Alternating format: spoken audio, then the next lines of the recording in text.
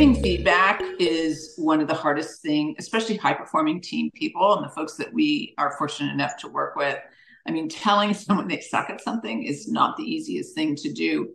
So to let them know that you want to talk about this particular topic, so they already know it coming in, to only use your own experience, not that everyone else is saying this about you. And then, what's going on? Why is this happening? Ask them and let them tell the story, because you'll find out all sorts of things, and let them talk and vent. And if they want to blame everybody else, get that off. And then, be that as it may, if you were your manager or you were the boss of the world, what would you do to help you?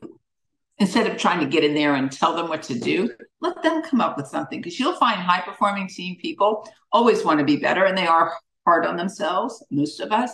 You ask me that, I will get a pen and a paper and I'll start to map out how I can be better.